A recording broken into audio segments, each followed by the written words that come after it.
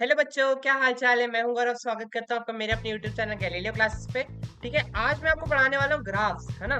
तो linear polynomial, quadratic, cubic, biquadratic, इन सब के ग्राफ्स कैसे होते हैं। ठीक है, पिछले लेक्चर में मैंने आपको ग्राफ टच कराया था, बट केवल आपको बताया था कि ग्राफ कैसे प्लॉट होता है, जीरोस ऑफ पॉलिनोमियल के हम लोग ग्राफ में।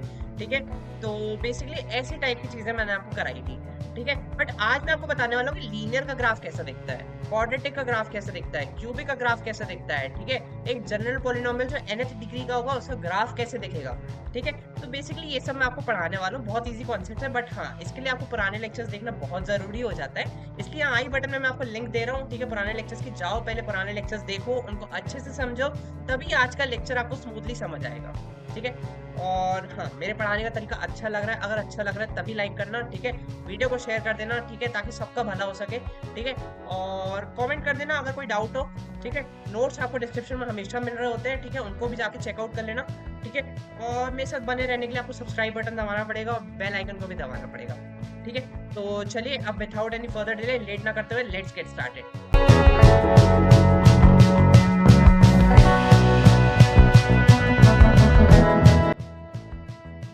जैसे कि आप मेरी नोटबुक को देख पा रहे होंगे, आज हम कर रहे हैं ग्राफ्स इन पॉलिनोमियल, है ना, या फिर ग्राफिकल रिप्रेजेंटेशन ही कह सकते हैं इसको भी। बट मैं आज आपको दिखाने वाला हूँ कि लीनियर का ग्राफ, ठीक है, क्वाड्रेटिक का ग्राफ, क्यूबिक का ग्राफ, ठीक है, बाई क्वाड्रेटिक, है ना, nth डिग्री का ग्राफ कैसे दिखता है। ठीक है, तो वैसे कि बहुत ही इजी कॉन्सेप्ट है, बट हाँ, आपको इसके लिए पुराने लेक्चर्स देखने पड़ेंगे। ठीक है, आई बटन पे लिंक है, जाके पुराने लेक्चर्स देख लो, उसके बाद आपको आज के कॉन्सेप्ट समझने आने वाले हैं। ठीक है, तो चलिए स्टार्ट करते हैं, है ना, कुछ ज्यादा टफ नहीं है, इसको स्टार्ट कर देते हैं। दाढ़ी वाले बाबा की जय बोलते हुए स्टार्ट करो। ठीक है, और देखो कि ये हमारे पास यहाँ पे मैंने पहले लीनियर पॉलिनोमियल का एग्जांपल लिया है।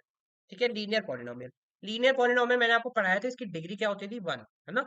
डिग्री क्या होती है, वन, है ना। तो इसकी डिग्री ऑफ पॉलिनोमियल क्या है, वन, करेक्ट। और ये कैसा दिखता है, इसका जनरल फॉर्म क्या होता है, क्योंकि डिग्री वन है। ठीक है, डिग्री वन क्या है, मतलब मैक्सिमम पावर, मतलब एक्स की जो मैक्सिमम पावर है वो वन है। तो मतलब ए एक्स प्लस बी लिख सकता हूँ मैं इसको। एक जनरल फॉर्म ऐसे ही लिख सकता हूँ, यहाँ पे एक कोफिशिएंट मल्टीप्लाई हुआ होगा एक्स के साथ, और एक कांस्टेंट को हम लोग ऐड कर सकते हैं। तो ये एक जनरल फॉर्म है लीनियर पॉलिनोमियल की, इसको याद कर लो, ये जनरल फॉर्म होता है लीनियर पॉलिनोमियल की। ठीक है, और मैं आपको याद कराना चाहता हूँ, ये बात आप याद कर लीजिए कि इसका जो ग्राफ होता है y is equal to a x plus b का जो ग्राफ होता है वो होता है स्ट्रेट लाइन इंक्लाइंड, है ना। इंक्लाइन होना चाहिए, incline to the x axis. ये याद रखना कि इसका जो ग्राफ होता है वो होता है straight line incline to the x axis. देखो हर ग्राफ जैसे, देखो ये ग्राफ भी एक स्ट्रेट लाइन है, ठीक है, बट ये इंक्लाइन नहीं है, ये पैरेलल टू एक्स एक्सिस है ना। और जैसे ये भी एक ग्राफ हमारा स्ट्रेट लाइन है, बट ये भी इंक्लाइन नहीं है, ये परपेंडिकुलर टू एक्स एक्सिस है ना। तो ये दोनों ग्राफ लीनियर के नहीं है। ठीक है, ये लीनियर के ग्राफ नहीं है, लीनियर का ग्राफ ये है। ठीक है, लीनियर का ग्राफ ये है। ठीक है, तो अब मैं आपको आगे पढ़ाता हूँ। ठीक है, स्ट्रेट लाइन होता है incline to the time, sorry, straight line होता है incline to the x axis, है ना। जैसे मैंने यहाँ पे एक एग्जांपल लिया है, y equal to minus two x plus two. ठीक है, और इसका ग्राफ हमारा है स्ट्रेट लाइन, जो एक्स एक्सिस पे वन पे कट कर रहा है और वाई एक्सिस पे टू पे कट कर रहा है ना। आपने वैसे पुराने, शायद क्लास नाइन्थ में भी आपने ये पढ़ा हुआ है कि जो लीनियर पॉलिनोमियल का ग्राफ होता है वो हमारा स्ट्रेट लाइन होता है। ठीक है, स्ट्रेट लाइन होता है। ठीक है, ठीक है सर। देखो अब प्लॉटिंग आपके सिलेबस में है नहीं कि ग्राफ को प्लॉट कैसे करना है, इसलिए वो मैं आपको नहीं बता रहा हूँ। जो जो आपके सिलेबस में है मैं आपको बस वो बताने वाला हूँ। ठीक है, तो अच्छा, मैंने आपको पुराने लेक्चर में पढ़ाया था ना कि ग्राफ जहां पे भी एक्स एक्सिस पे कट करेगा उससे जीरो होगा। तो जैसे y is equal to minus two x plus two का मैंने ग्राफ यहाँ पे बना रखा है, तो x equal to one, x equal to one हमारा one of the zeros of the polynomial है। ठीक है, ये हमारा जीरो ऑफ द पॉलिनोमियल है। आप इसमें डाल के देख लो खाली, minus two into one minus two plus two, देख लो y इक्वल टू जीरो हो रहा है। ठीक है, y हमारा जीरो हो जाएगा x इक्वल टू वन पे। तो देखो ये हमारा जीरो ऑफ द पॉलिनोमियल है। ठीक है, अच्छा, तो मतलब एक्स एक्सिस पे जहां पे भी कट करेगा वहां पे हमारा जीरो मिल जाएगा सर। ठीक है, ठीक है सर, ओके। अच्छा, अब मैंने आपको एक कॉन्सेप्ट और पढ़ाया था कि मैक्सिमम नंबर ऑफ जीरोस क्या होता है, वो डिग्री ऑफ पॉलिनोमियल के बराबर होता है। इसलिए मैं बोल रहा हूँ जाके पुराने लेक्चर देख लो, नहीं मानते, बात नहीं मानेंगे बच्चे। ठीक है, जाके देख लो यार, पुराने लेक्चर देख लो, तभी ये लेक्चर अच्छे से समझ में आएगा। ठीक है, तो मैक्सिमम नंबर ऑफ जीरोस क्या बोला था मैंने, वन होते हैं। ठीक है, मैक्सिमम नंबर ऑफ जीरोस क्या होगा, वन होगा, क्योंकि इसकी डिग्री क्या है, वन। तो maximum number of zeros one हो सकता है, लेकिन हाँ, मतलब ऐसा जरूरी नहीं कि हर बार वन होगा। ठीक है, अच्छा, तो नंबर ऑफ जीरोस फिर तो सर जीरो भी हो सकता है, वन भी हो सकता है। फिर आपने जीरो काट क्यों रखा है, फिर आपने जीरो क्यों काट कर रखा है। तो बच्चों एक बात बताओ, मेरे को एक बात समझाना, ठीक है? जब भी मैं एक स्ट्रेट लाइन ड्रॉ करूंगा, ठीक है, जैसे सपोज मैंने एक ग्राफ लिया, जैसे मैं आपको यहाँ पे ड्रॉ करके दिखाता हूँ। ठीक है, यहाँ पे मैंने एक एक यहाँ पे एक्स एक्सिस बनाया, एक वाई एक्सिस बनाया, ठीक है। एक मैंने एक्स एक्सिस बनाया, एक वाई एक्सिस बनाया, ठीक है। अब मेरे को बोल दिया गया कि लीनियर का जो ग्राफ होता है वो एक स्ट्रेट लाइन होता है, ठीक है सर। अब देखो एक बात बताओ, कहीं से भी बात बताओ, ठीक है, क्या मैं ऐसी एक स्ट्रेट लाइन ड्रॉ कर सकता हूँ जो एक्स एक्सिस को कट ही नहीं करेगी? हाँ सर कर सकते हो, ऐसे पैरेलल बना दो। बट वो तो लीनियर का ग्राफ हुआ ही नहीं, मैंने अभी आपको बताया कि इंक्लाइंड होनी चाहिए। अच्छा, तो कोई ऐसी स्ट्रेट लाइन हो सकती है जो इंक्लाइंड भी हो और एक्स एक्सिस पे कट भी नहीं करेगी? करके दिखा दो, बना के दिखा दो, मैं मान जाऊंगा तुम्हें, ठीक है। बना के दिखा दो, देखो। अब जैसे मैं मतलब कोई भी ग्राफ, मतलब जैसे इंक्लाइन टू एक्स एक्सिस मैंने एक स्ट्रेट लाइन बनाई, मैंने बोल दी कि ऐसी बनाई सर, देखो ये एक्स एक्सिस पे कट नहीं करी। बट बच्चों आपने पढ़ रखा है ना कि लीनियर का मतलब जो स्ट्रेट लाइन इनफाइनाइटली लॉन्ग होती है, ठीक है। लाइन है ये, रे नहीं है। देखो मतलब एक लाइन इनफाइनाइटली लॉन्ग होती है, ठीक है। जो हमारा लीनियर का ग्राफ बनता है, is a straight line incline to the x axis and is infinitely long, ठीक है। तो इसको तुम्हें बढ़ाना ही पड़ेगा। अब जब मैं इसको बढ़ाऊंगा तो अपने आप एक्सिस पे तो कट कर ही जाएगी। मैं बोल रहा हूँ चलो तुमने ऐसे बना दिया, ठीक है, बट ये देखो ये भी एक्स एक्सिस पे जाकर कट करेगी, ठीक है। मैं बोल रहा हूँ तुमने ऐसे बना दिया, ये लीनियर का ग्राफ ही नहीं है, ये लीनियर का ग्राफ नहीं है। मैंने क्या बोला था, इंक्लाइंड होनी चाहिए। अब जैसे मैंने इंक्लाइंड में एक लाइन ऐसे बना दी, देखो ये भी एक्स एक्सिस पे कट कर गई। तो मतलब यहाँ पे मैंने बोला था कि मैक्सिमम नंबर ऑफ जीरोस तो वन हो सकते हैं। तो मतलब क्या मेरे पास जीरो, मतलब हो सकता है कि एक भी जीरो ना हो, या फिर हो सकता है एक जीरो हो। एक भी जीरो वाला केस ही नहीं बनता, ठीक है। एक भी जीरो वाला केस ही नहीं बनता, इसलिए मैंने जीरो को काट रखा है। तो हमारे पास यहाँ पे हमेशा नंबर ऑफ जीरोस वन आएगा। हमारे पास लीनियर पॉलिनॉमियल का हमेशा एक जीरो आएगा ही आएगा, ठीक है, क्योंकि वो एक्स एक्सिस पे कट करेगा ही करेगा, सिंपल सा आंसर, ठीक है। तो हो सकता, अब आपको समझ आ गया होगा, है ना। लीनियर पॉलिनॉमियल का ग्राफ स्ट्रेट लाइन होता है, incline to the x axis, infinitely long होती है लाइन, है ना, ये इन्फिनिटी तक जाती है, इन्फिनिटी से आती है, ठीक है। और इसका जनरल फॉर्म क्या होता है, ए एक्स प्लस बी होता है। मैक्सिमम नंबर ऑफ जीरोस कितने हो सकते हैं, वन, क्योंकि डिग्री वन है ना। और मैक्सिमम नंबर ऑफ जीरो हो सकते हैं, मतलब सर कि हो सकता है एक भी जीरो ना हो सकता है एक जीरो हो। बट जो एक भी जीरो ना हो वाला केस ही नहीं बनता, क्योंकि आप कोई ऐसी स्ट्रेट लाइन ड्रॉ ही नहीं कर सकते कि जो इंक्लाइन भी हो और एक्स एक्सिस पे कट भी नहीं करेगी। इसलिए हमेशा एक जीरो होता है हमारे पास, ठीक है। Linear polynomial always have at least one zero, ठीक है। तो लीनियर मैं लिख देता हूँ, ठीक है। यहाँ पे हमारे पास लीनियर पॉलिनोमियल एटलीस्ट यहाँ पे वन जीरो होता ही है। मैं थोड़ा आपको दिखाता हूँ, हाँ, एटलीस्ट वन जीरो, ठीक है।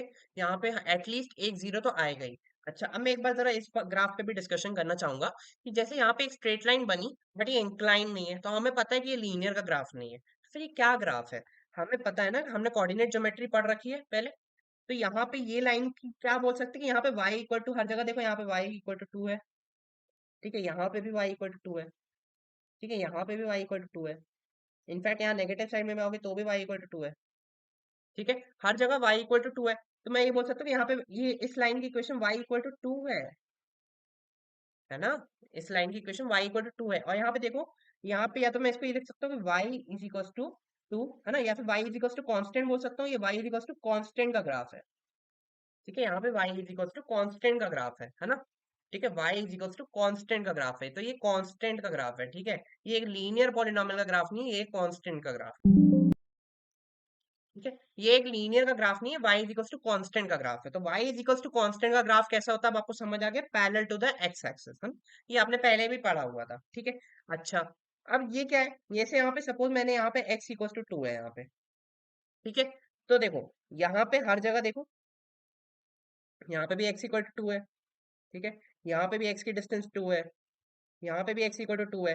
तो मैं बोल सकता हूँ कि ये graph x equal to two का ग्राफ है, ठीक है। मतलब यहाँ पे देखो ये ग्राफ है x इक्वल टू टू, या फिर मैं बोल सकता हूँ x इक्वल टू कॉन्स्टेंट का ग्राफ है ये, ठीक है।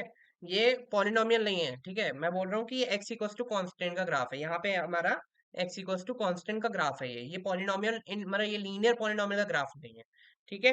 तो अब आप ये समझ गए हो मैं आपको जो समझाना चाह रहा हूँ। मैं आपको ये समझाना चाहता हूँ कि देखो, जब लीनियर होगा तो straight line incline to x axis, ठीक है। अच्छा, जब हमारे पास y is equal to constant का ग्राफ होगा तो straight line parallel to x axis, ठीक है। और जब हमारे पास x इक्वल्स टू कॉन्स्टेंट का ग्राफ होगा तो स्ट्रेट लाइन पैरेलल टू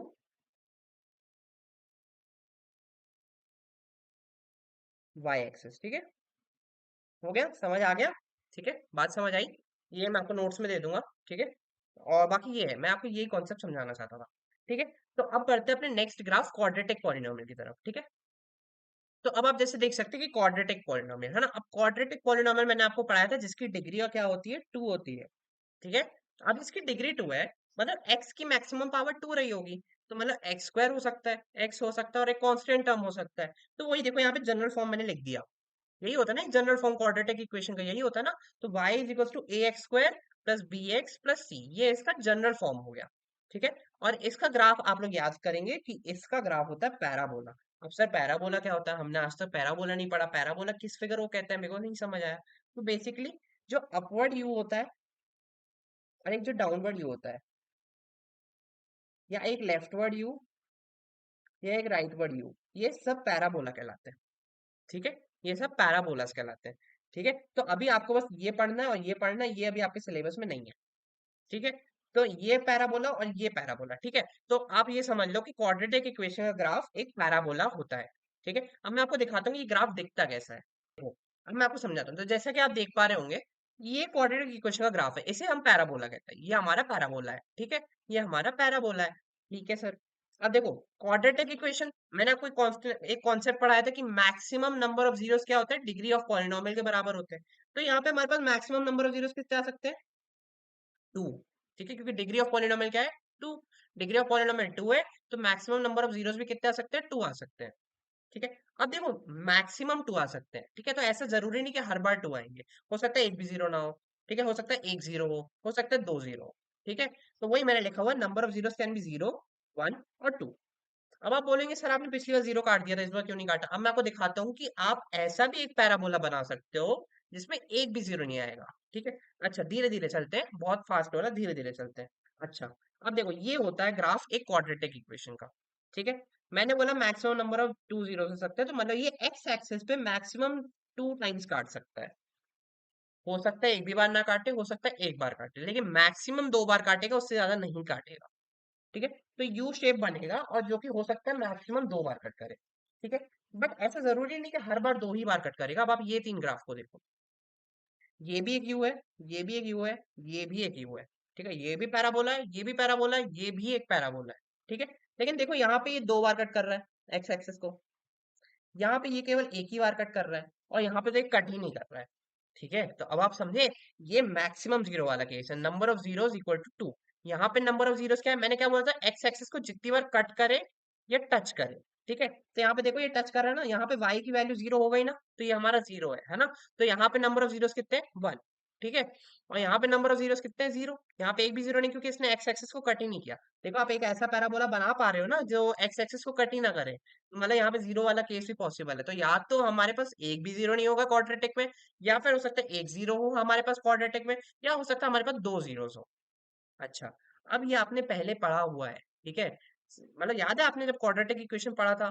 ठीक है, या जैसे डिस्क्रिमिनेंट जैसे हम कहते हैं। ठीक है, अगर नहीं पढ़ा है तो मैं आपको पढ़ा दूंगा। ठीक है, बाकी जैसे हम डिस्क्रिमिनेंट कहते हैं, तो हमने याद करो याद करो याद करो, हमने वो केस पढ़ा था कि डिस्क्रिमिनेंट ग्रेटर देन 0 होता है तो दो रूट आते हैं। ठीक है, डिस्क्रिमिनेंट इक्वल टू 0 होता है तो सेम रूट्स आते हैं और एक ही रूट आता है, और डिस्क्रिमिनेंट लेस देन 0 होता है तो एक भी रियल रूट नहीं आता है। पढ़ा था, पढ़ा था, पढ़ रखा है। ठीक है, तो यहाँ पे भी वही है, देखो यहाँ पे डिस्क्रिमिनेंट लेस देन 0 है। ठीक है, तभी तो यहाँ पे एक भी रूट नहीं आ रहा। ठीक है, और यहाँ पे एक रूट आ रहा है, तो यहाँ पे डिस्क्रिमिनेंट इक्वल टू 0 है। ये है तो आफ्टर ऑल ये क्वाड्रेटिक इक्वेशन का ग्राफ ना। ठीक है, और यहाँ पे देखो दो जीरो है, तो यहाँ पे डी ग्रेटर देन 0 है। ग्रेटर देन इक्वल टू 0 नहीं लिखना, इक्वल टू 0 वाला यहाँ पे कवर हो गया, डी ग्रेटर देन 0 है। ठीक है, अच्छा, अभी गौरव सर आपने ये बोला कि ग्राफ हमारा एक अपवर्ड यू भी हो सकता है और एक डाउनवर्ड यू भी हो सकता है। एक लेफ्टवर्ड यू हो सकता है, एक राइटवर्ड यू हो सकता है। तो क्या कब होगा, कब क्या होगा, मतलब समझ रहे हो कि अपवर्ड यू कब होगा, डाउनवर्ड यू कब होगा, लेफ्टवर्ड यू कब होगा, राइटवर्ड यू कब होगा, है ना सर, कब होगा। तो मैं आपको बताता हूँ कि वो कब होगा, और ये पहचानने का तरीका क्या होता है। जब भी हमारे पास देखो, मैंने क्या बोला कि हमारे पास एक क्वाड्रेटिक इक्वेशन दी होगी in the form of a x square plus b x plus c, है ना। ऐसी एक क्वाड्रेटिक इक्वेशन दी होगी a x square plus b x plus c, ठीक है। मैं ये बोल रहा हूँ कि जब ये ए जो एक्स स्क्वायर के आगे का जो कोफिशिएंट है, जैसे मैंने लिखा कि 2x² प्लस 3x+4, तो इसके आगे कोफिशिएंट क्या है 2। मैंने लिखा x² माइनस 3x-4, इसके आगे कोफिशिएंट क्या है 1। मैंने लिखा -5 माइनस 3x² प्लस 2x-1, इसके आगे क्या है -3। जब ये आगे का कोफिशिएंट पॉजिटिव होगा तो अपवर्ड यू बनेगा, अपवर्ड पैराबोला बनेगा, अपवर्ड फेसिंग पैराबोला बनेगा, ठीक है। और जब ये ए हमारा लेस देन 0 होगा या नेगेटिव होगा, ठीक है, सिंपल सी भाषा में नेगेटिव, देखो जीरो तो हो ही नहीं सकता वरना क्वाड्रेटिक ही नहीं रह जाएगा, क्योंकि ये टर्म ही गायब हो जाएगा एक्स स्क्वायर वाला, है ना। जीरो तो होगा नहीं, या तो ग्रेटर देन 0 होगा तो अपवर्ड फेसिंग पैराबोला, अगर लेस देन 0 होगा तो डाउनवर्ड फेसिंग पैराबोला, ठीक है। और इसको याद कैसे रखोगे, इसको याद कैसे रखोगे, देखो ये बनाई मैंने स्माइल, ठीक है, ये एक स्माइल है, ठीक है, दिख रही है। हाँ, और मैंने एक बनाया रोतड़ू चेहरा, ठीक है, एक बनाया रोतड़ू वाला चेहरा, ये डाउनवर्ड पैराबोला। और ये नेगेटिव फेस बन रहा है ना, ये नेगेटिव फेस है ना। तो याद कर लो कि ए नेगेटिव, तो हमारा डाउनवर्ड पैराबोला रोना है हमें, ठीक है, रो दो यहाँ पे, ये बंदा रो दिया, ठीक है। तो ये बंदा रो रहा है तो एक नेगेटिव फेस बना रहा है, ए लेस देन 0 होगा तो डाउनवर्ड पैराबोला। एक हैप्पी फेस का होता है जब बंदा पॉजिटिव होता है, ठीक है। तो ए ग्रेटर देन 0 होगा तो हमारा यहाँ पे एक हैप्पी पैराबोला या अपवर्ड फेसिंग पैराबोला बनेगा। तो आज के लेक्चर को यहीं रोकते हैं वरना लेक्चर की लेंथ बहुत बड़ी हो जाएगी। अगले लेक्चर में मैं आपको क्यूबिक पॉलिनोमियल और एक जनरल nth डिग्री का पॉलिनोमियल होता है उसका ग्राफ कैसे बनता है वो मैं आपको समझाने वाला हूँ, ठीक है। वो बहुत ईजी है, क्वाड्रेटिक समझ आ गया तो क्यूबिक तो आ ही जाएगा, वो ज्यादा आसान है, ठीक है। ठीक है बच्चों, तो बस आज के लिए इतना ही। वीडियो पसंद आई हो तो वीडियो को लाइक कर देना, चैनल को सब्सक्राइब कर देना, वीडियो को शेयर कर देना। बार बार कोई कोई बोलता है ये दाढ़ी वाला बाबा, ठीक है, तो अब मैं और नहीं बोलूंगा, ठीक है। तो बस ठीक है, नोट्स आपको डिस्क्रिप्शन में मिल रहे होंगे, वो देख लेना बस, ठीक है। और बस आज के लिए इतना ही, मिलते हैं नेक्स्ट वीडियो में। Till then see you, take care, bye bye, Tata.